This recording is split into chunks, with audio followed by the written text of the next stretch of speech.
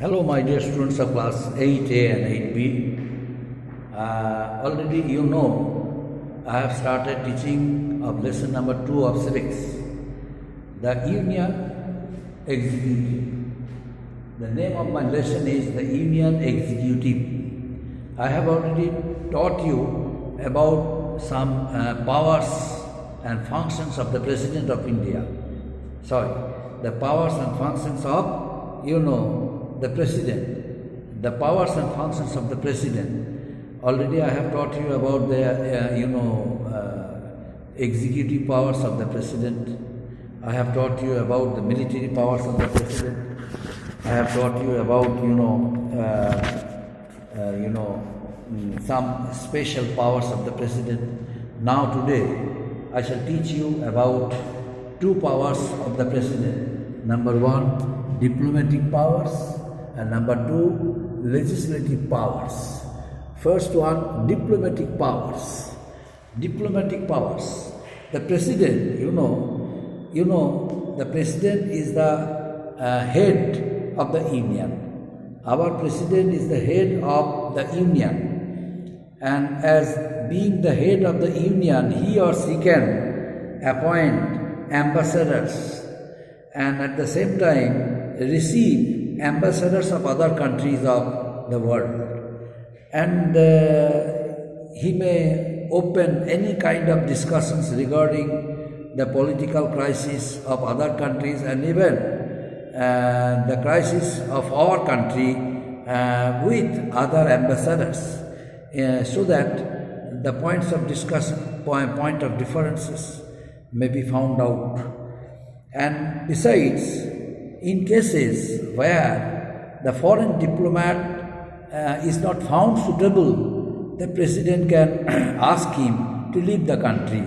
Suppose one foreign diplomat came from any countries of the world, but President found him to be unsuitable one. In that case, the President may advise him to leave the country. So this is the special power, means diplomatic power of the President of India. The President, is the Supreme Commander of the Armed Forces, Supreme Commander of the Navy, Supreme Commander of the Air Forces. It is which power? It is the power included as military power of the President. Military power of the President. But in diplomatic power, the President receives the diplomats of foreign countries, and at the same time, the President appoints ambassadors of our country to other countries of the world. And sometimes some foreign diplomats come from other countries.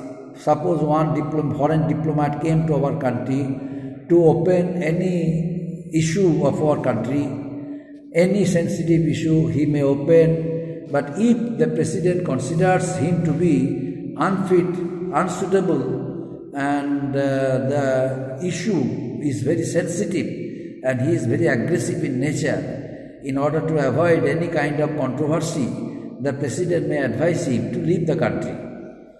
So these are the diplomatic powers of the President of India. And now legislative powers. Legislative powers. The President has some legislative powers. The President has an integral part of the Parliament. The President possesses certain legislative powers as per the constitutional system of our country. Number one, the President has the power to summon and adjourn the House. The President has the power to summon and adjourn the House. To summon and adjourn the House. Summon. To summon or to adjourn the House. The President has the legislative power. These are the legislative power of the President. The President can summon the House, the President can adjourn the House. So these are the legislative powers of the President. Now, what is the system of now? Why does the president summon the house? Why does the president adjourn the house? Why? Why is this system? In order to break any kind of deadlock, the president adjourned the house. The president summoned the house. Suppose in the house various issues are being discussed, but no member of the parliament is not listening to the instructions of the Speaker of the House, who is the head of the House, who is the head of the Lok Sabha, the members of the Lok Sabha, without hearing, without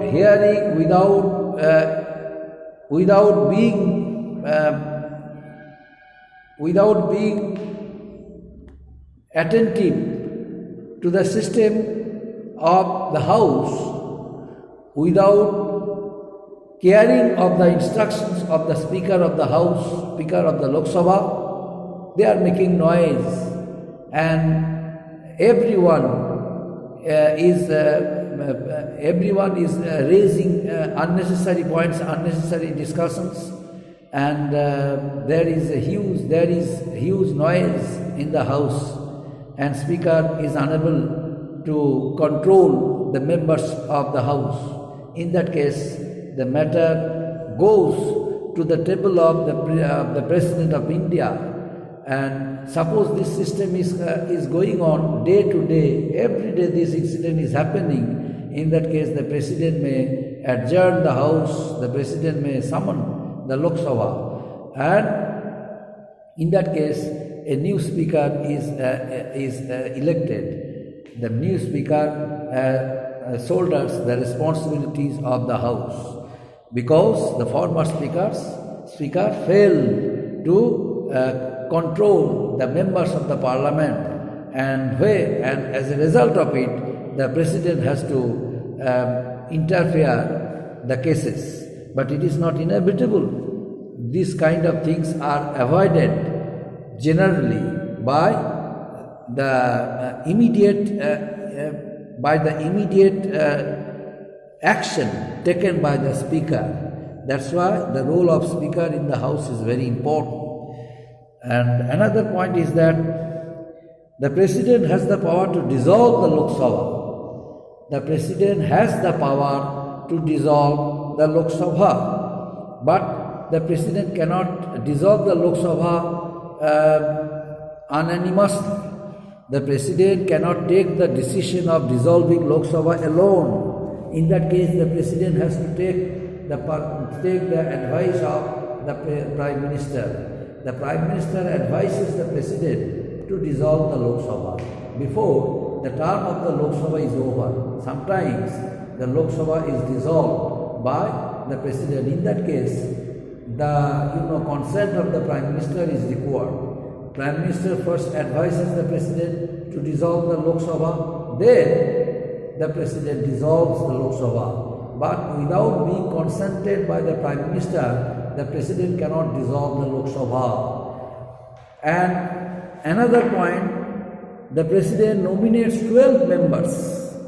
The President nominates 12 members in the Rajya Sabha. The President nominates 12 members in the Rajya Sabha from different fields, from the field of art, science, from the fields of social service. The President appoints 12 members to be the members of the Rajya Sabha. So these are the legislative powers of the President. Another legislative power, what is this? The President, in case the Lok Sabha does not have adequate number of Anglo-Indian members, the President can choose 2 members from the Anglo-Indian group to the Lok Sabha. The President may nominate 2 members to the Lok Sabha from Anglo-Indian group. Suppose adequate Anglo-Indian representatives are not there. In that case, from his own quota, the President nominates 2 members from Anglo-Indian community to the Lok Sabha. So these are the legislative powers of the President, my dear students. These are the legislative powers of the President. Another thing is that the President can issue an ordinance also. But the President generally does not like to issue any ordinance. But sometimes the President has to issue an ordinance. Why? When the President has to issue one ordinance at the time when the Parliament is not in the session. When the Parliament is not in the session, the President issues an ordinance. Now, what is the meaning of ordinance? Ordinance means one written instructions, or one law temporarily framed in order to serve some immediate purpose. This is known as ordinance. This ordinance the President can issue, but not all the times. Only when the Parliament is not in session, the President issues an ordinance. And another thing is that when the President thinks that immediate legislative action is necessary, the President can issue an ordinance. So these are the these are the legislative powers of the President. So what are the diplomatic powers? The President can nominate ambassadors to the President can nominate ambassador to foreign country from as the ambassador of our country India, and at the same time the President receives foreign ambassador of different country. The President may advise any foreign diplomat to leave the country if he considers him to be unsuitable one. So these are the diplomatic powers of the President. And legislative powers, the President nominates 12 members to the Rajya Sabha. So this is the most important legislative power of the President. The President nominate 2 members to the Lok Sabha from Anglo-Indian community. It is another legislative power of the President. The President issues an ordinance. The President can issue any ordinance when the Parliament is not in session.